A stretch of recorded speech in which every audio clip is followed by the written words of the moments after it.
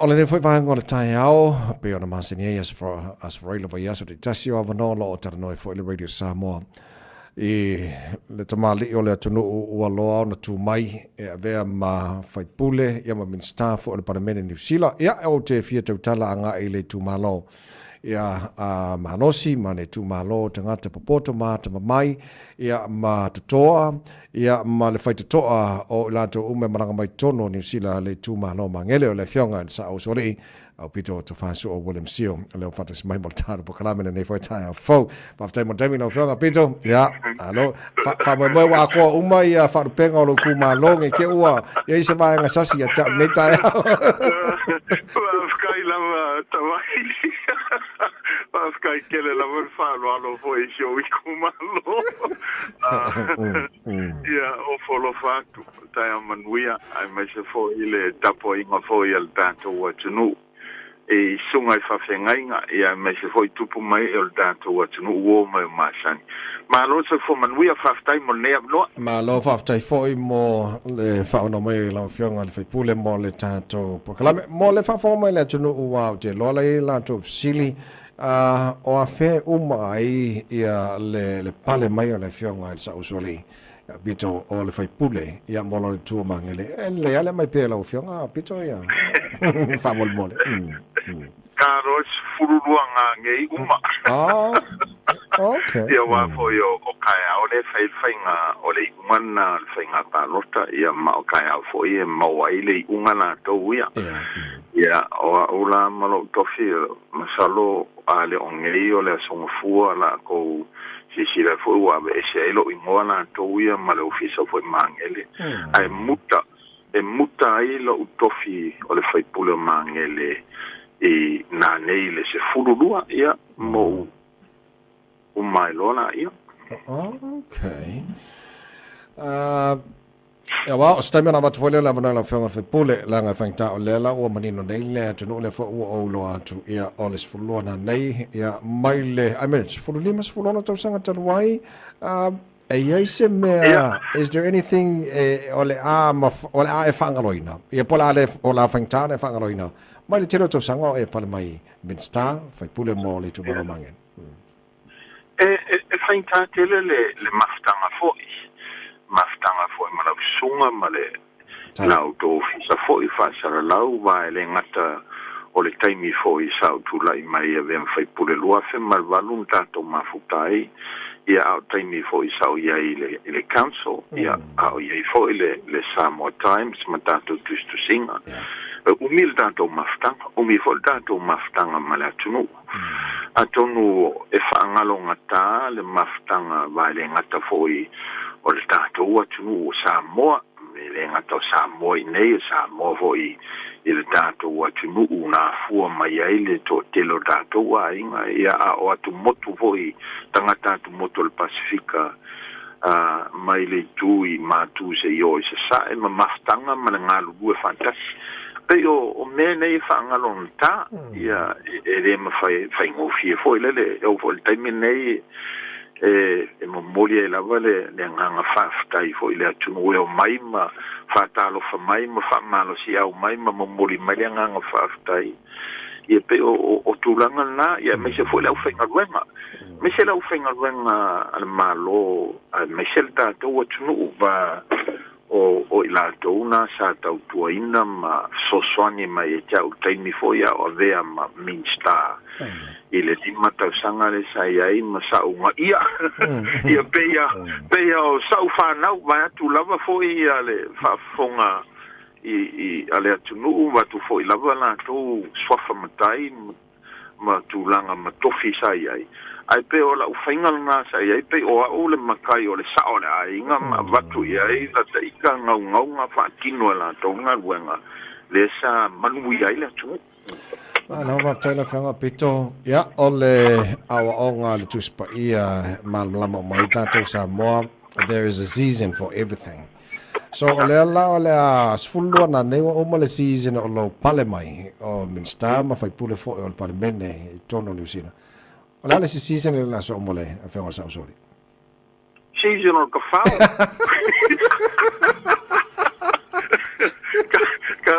Oleka ki kausanga ra ka whanga u whanga more so swangi mai. Oleka ke re iri o I kausanga lika.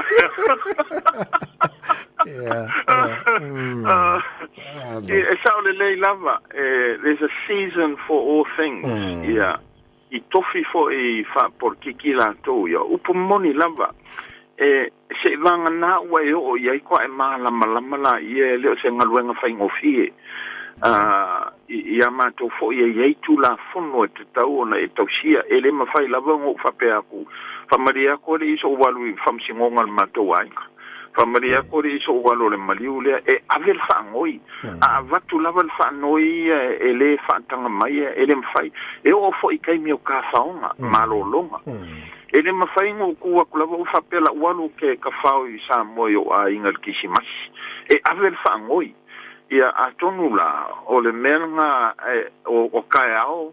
o se kaimi mua le la mawhaienga o whapea ko le la walua ui o ke kawhao lea kungu o kere mo mia ilo o whesiria ko whamore approve mai la o whangoi lea mo le fiaso o po mongi lava lea ele o se ele whaingo fiele ngaluenga ma o le ele uma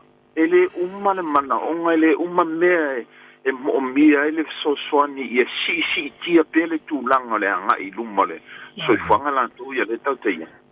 ma lo fa te lo fenga so le ne fo tai fo le le mo na minuto lo tol tampo klam la tata no wa tai au ia lo si fi le ia le no D-Day ia po le aso ala fa feeling Niu Sila pa ka mai more debate lang po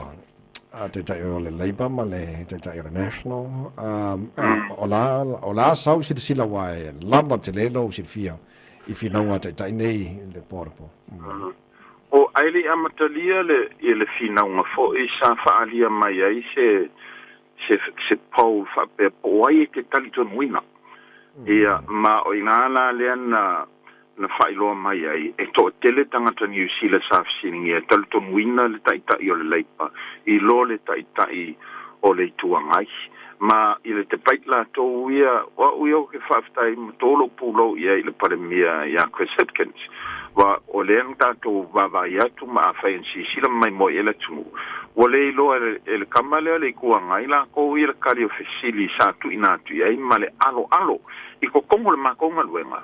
trust is so important o lau upu mau whamatalanga whai o ingai loa ai po o e se tai ame ma ko fo e whamai Samoa e mo miangi makai po kai e le o le alofa a le ame o tonu ma le whamaonki whapenga la le I le mātou fo inga luenga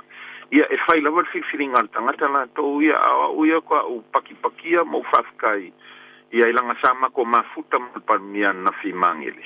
ia ma na fila le na fatino ela palota mo moli ela o whaftai I lona tau ave ingal tofi malana la unga le na whai na fi I watea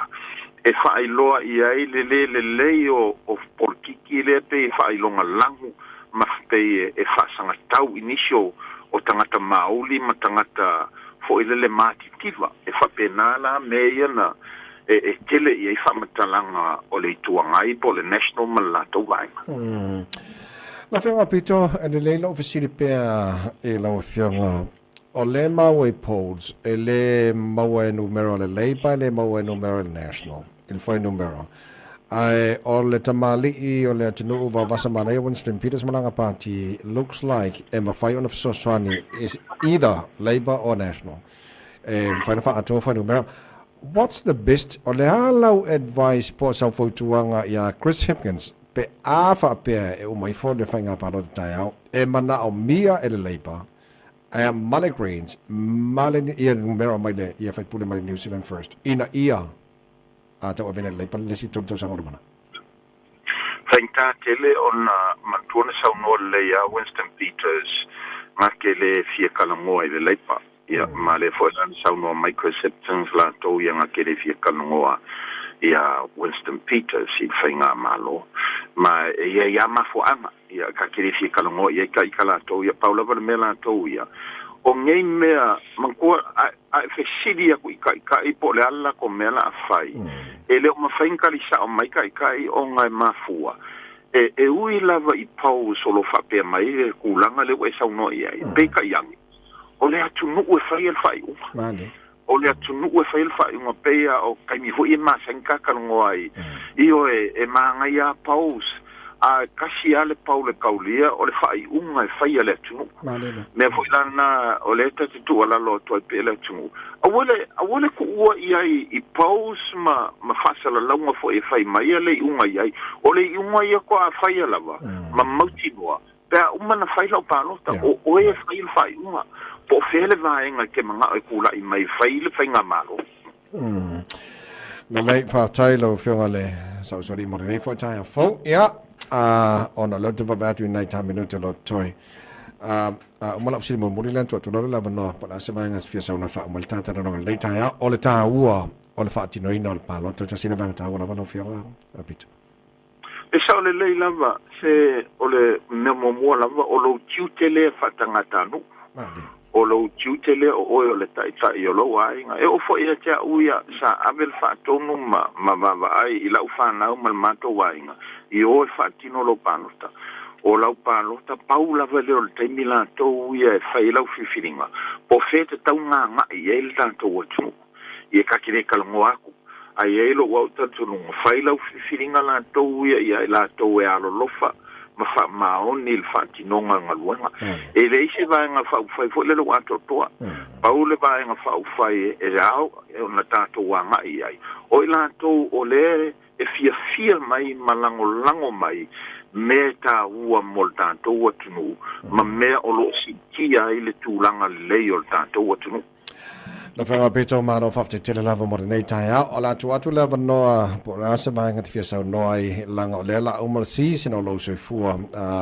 lua I tono parmene ia ai mo e le fai no pe mo lo silfia e mo pe ka ko avongoa e ka ke kalongo I le si sino ka faunga le na sau no ia mo le table tai o la brole mo fa mon bone ia wa le fa kai o le sa mangaku ai la fa muka I ka ai le o le look for la fa wa per ka ua sino ka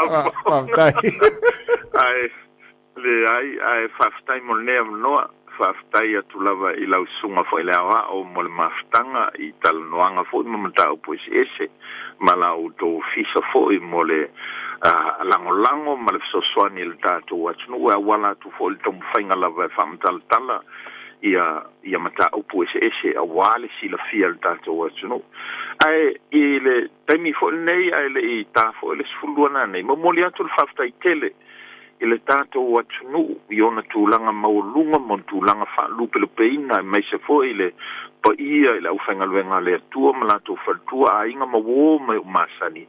whaaftai tele ma la o tō lango e whaamoe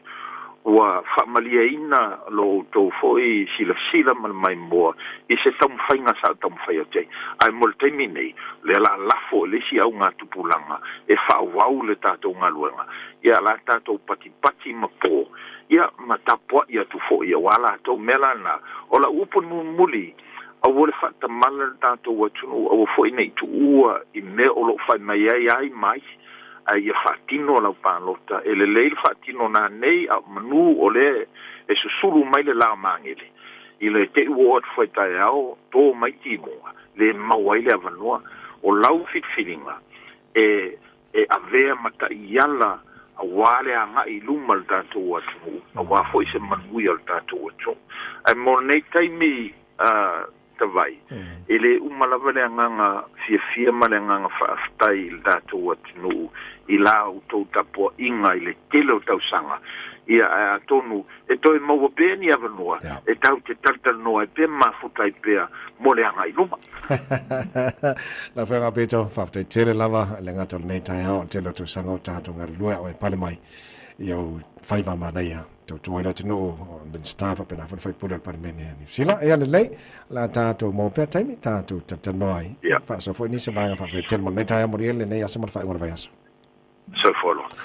la Afioga fai pula Magele sa ia ulia se fudua po ana nei la Afioga sa usoli Aupito tol susulu to fansu o bolem sio ia maltana no hanga nei fo I tai fo de to mo le radio Samoa 5 e total amo